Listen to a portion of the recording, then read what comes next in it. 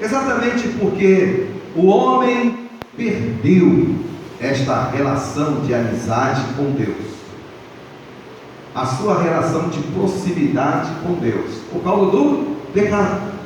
Por causa do pecado, ele perdeu esta relação de intimidade com Deus.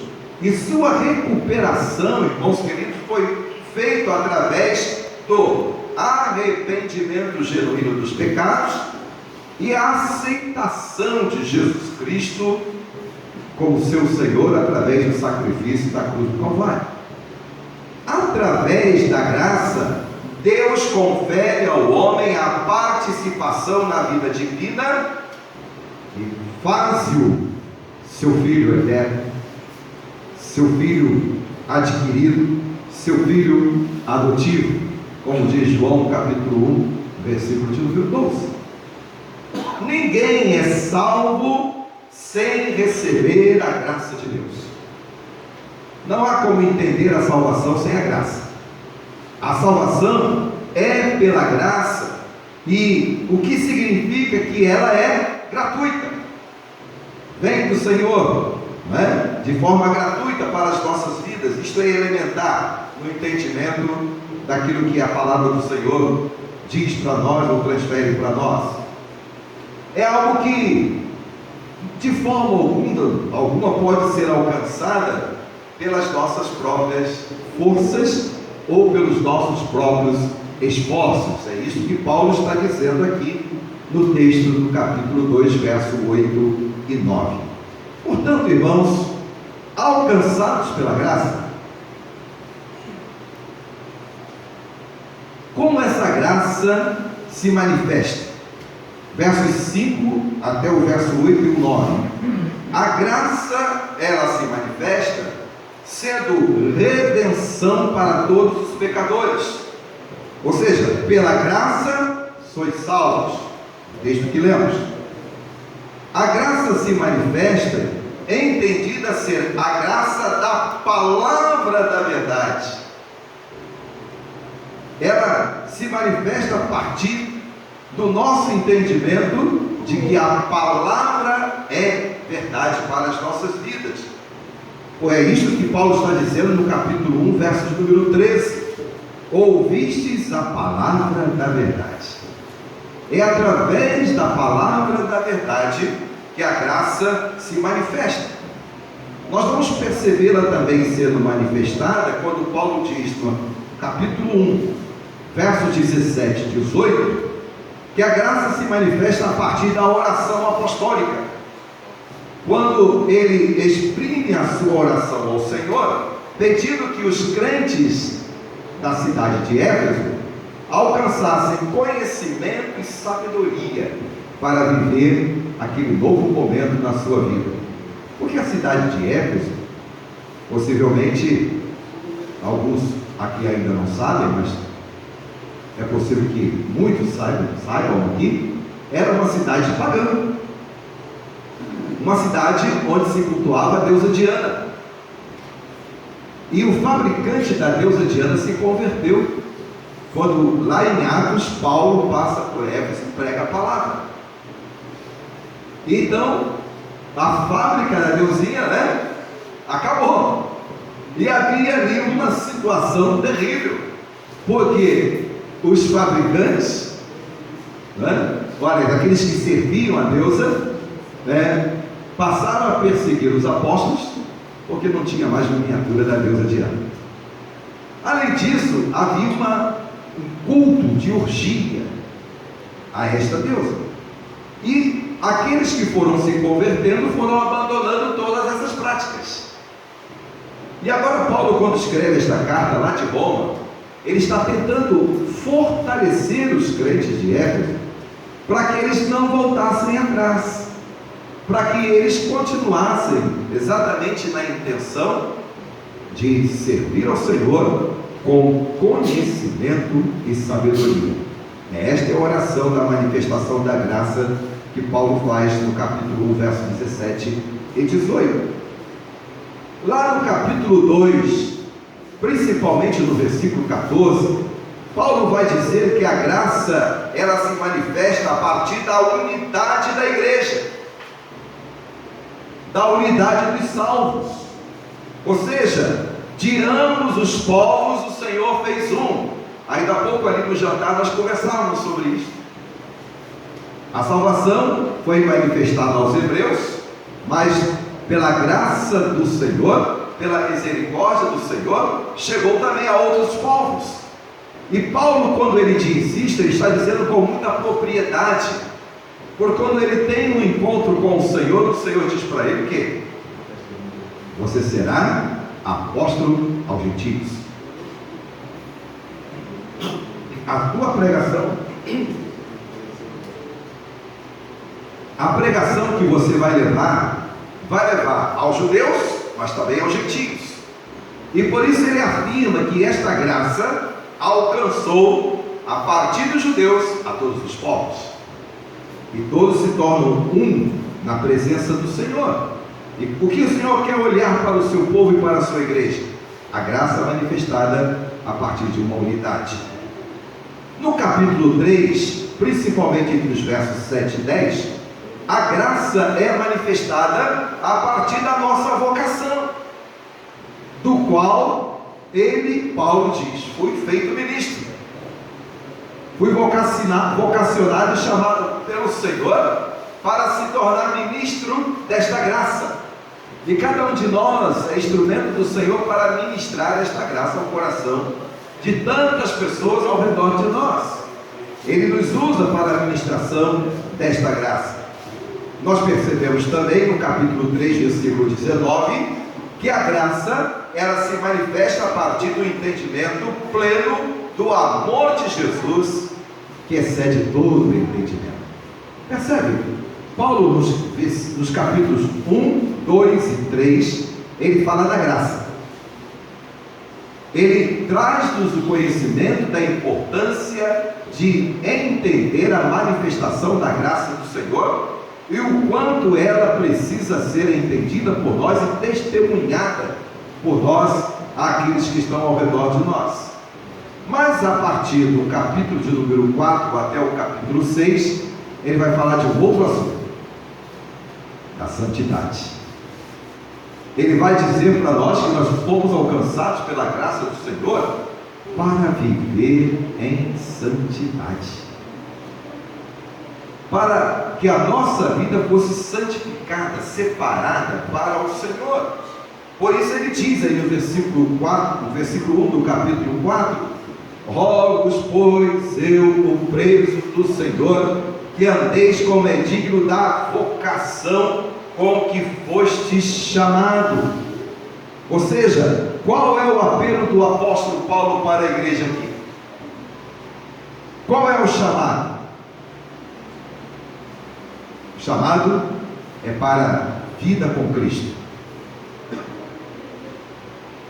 Quando o texto diz aqui que fomos vocacionados, ele está dizendo vocacionados para viver a salvação. Todo crente tem esta vocação, a vocação da santidade. É claro que ele chama e vocaciona cada um segundo o que ele quer para o exercício do ministério da igreja, mas para ministrar a graça, para testemunhar a graça, a salvação que nos alcançou, todo crente é vocacionado. Todos nós temos a vocação do testemunho da graça. E como testemunhar a graça sem uma vida santificada? Então a graça só pode ser testemunhada a partir de uma vida santificada. Então, irmãos, é este andar de modo digno para o que foste chamado, que ele diz aí no capítulo, no verso 1, no capítulo 4. Então, o que é santidade? Santidade significa separação total a Deus, separação total de nossas vidas, dedicação total de nossas vidas ao Senhor. Santidade vem do sagrado ou do consagrado, é vida consagrada ao Senhor. sem um coração santo não se pode viver em santidade. Para viver em santidade é necessário ter um coração santo. Santidade, irmãos, é o clamor do coração de Deus. Deus clama por vidas santificadas, por vidas santas. Por isso ele diz que nós adoramos a Deus em espírito e em verdade, significa em santidade. Desde a antiguidade até os dias de hoje, Deus procura verdadeiros adoradores que o adorem em santidade. Por isso, Pedro, escrevendo na sua primeira carta, no capítulo 1, verso 16, ele vai dizer assim: sede santos. Ele está exatamente trazendo a voz de Deus que foi dita a Moisés lá no Velho Testamento. Ele está replicando esta mesma voz ao povo do Senhor do seu tempo. Jesus manifestou a santidade de Deus no meio de nós e requer de nós que sejamos santos, porque Ele, o Senhor, é santo. Deus deseja uma geração que seja exclusivamente para Ele. Deus deseja vidas que sejam realmente separadas para Ele, consagradas para Ele. E esse anseio do coração de Deus, irmãos, se revela em toda a palavra. Desde a chamada do Senhor lá no Velho Testamento dos homens de Deus, desde a chamada de Jesus Cristo reunindo os seus apóstolos, até a chamada do apóstolo Paulo, e as chamadas que o Senhor tem feito ao longo da história da igreja, é porque Ele quer encontrar uma igreja realmente santificada a Ele, que possa testemunhar da graça do Senhor ao coração de tantas pessoas. Não há como falar em santidade sem uma vida separada do Senhor. Não há como falar de santidade sem uma vida direcionada para o Senhor, dedicada ao Senhor, com fidelidade. E quando a gente diz isso, não há como não nos lembrar de Daniel e seus amigos. Daniel e seus amigos mostrou exatamente o que significa viver esta santidade em terra estranha, mas prevalecendo a sua fé, a sua santificação e a sua fidelidade ao Senhor. A santidade, irmãos, é que nos aproxima de Deus. É a santidade que nos leva na direção do Senhor. É o desejo do nosso coração de estar alinhado com a vontade de Deus, é através da santidade. Quem já experimentou a graça da salvação e da santificação, não precisa fazer esforço para praticar aquilo que é bom e o bem. Não precisa fazer esforço para obedecer a palavra de Deus. Aquele que tem experimentado verdadeiramente a graça e a santificação. E o que a Bíblia Sagrada diz? A Bíblia Sagrada diz que o homem santificado opõe-se a todo pecado. O homem santificado não é dominado pelo pecado, anda nos estatutos do Senhor e guarda os seus juízos e os observa. Então, é a santificação que nos aproxima de Deus, da sua palavra e da sua vontade. O homem sem a santificação e sem a graça não conhece a pureza. Mas o homem que tem experiência com a graça e com a santificação, ele tem um coração puro. Porque como entender, na realidade, esta pureza? A verdade, irmãos, não pode ser adulterada ou deturpada. O coração do homem é canal da bênção de Deus. E o coração do homem, se ele é carnal, ele não admite a lei de Deus. E todo aquele que crê no Deus Santo deve buscar ser santo. A santidade é uma qualidade moral de pureza do espírito, alma e corpo. É isto que significa ser puro. O cristão, portanto, irmãos, é um elemento um tanto raro no mundo, né? Nesse mundo de tanta corrupção. Por isso, a palavra de Deus nos mostra que o homem incrédulo, ele estranha o nosso comportamento. Pedro, escrevendo na sua carta, ele diz isso: que o homem incrédulo, ele estranha o comportamento do salvo, porque o salvo, ele anda exalando pureza, santidade e graça. Portanto, o que a gente entende? A gente entende que um cristão autêntico tem em seu coração o amor, a fé, a paz, a mansidão, a sinceridade, a bondade, a honestidade, porque são esses os traços de um caráter cristão, confirmado com a graça e a santidade ao Senhor. Pureza, então, irmãos, é a ausência do domínio do pecado. É isso que significa ser puro. É quando nós não somos dominados pelo pecado, e se a graça nos alcançou, o pecado não mais domina nossas vidas. Eu tenho certeza que muitos que aqui estão têm esta certeza no seu coração, mas se houver entre nós pessoas ainda sem esta certeza, seja alcançada pela graça do Senhor, e você verá que o pecado não dominará mais a sua vida, porque fomos alcançados pela graça. E o que vai acontecer então é que pela graça nós somos esvaziados do pecado.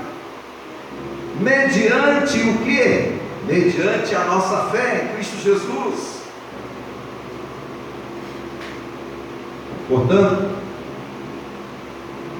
eu entendo que a gente precisa entender um pouco mais sobre esta natureza de santificação e graça.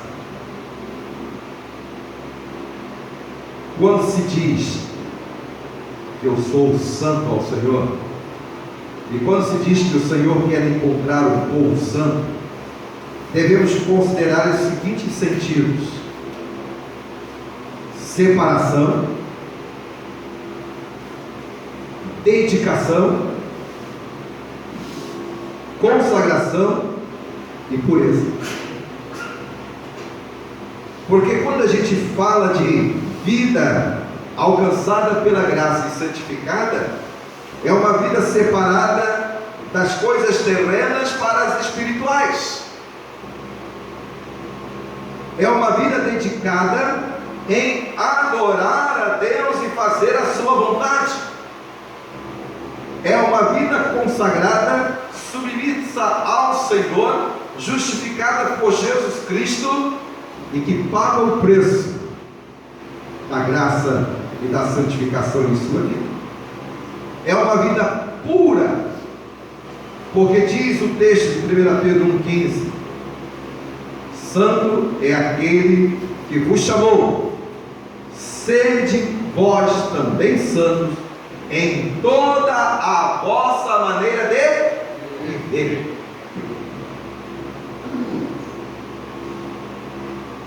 Ele nos chama pela graça, para que em toda maneira que vivamos de maneira santa aos olhos do Senhor. Portanto, irmãos, santidade, assim como a graça, também é unidade. Também é unidade. Capítulo 4, verso de 1 a 6. Somos chamados para dar digno, de forma humilde, com mansidão, em relação de amor com os nossos irmãos. Santidade é prestação de serviço ao Senhor. Ou seja, é um corpo ajustado, auxiliando com todas as juntas, com a justa operação de cada parte, ajudando o crescimento da igreja. Capítulo 4, verso 16. Então, santidade é isso. É cada um fazendo a sua parte. O pastor não pode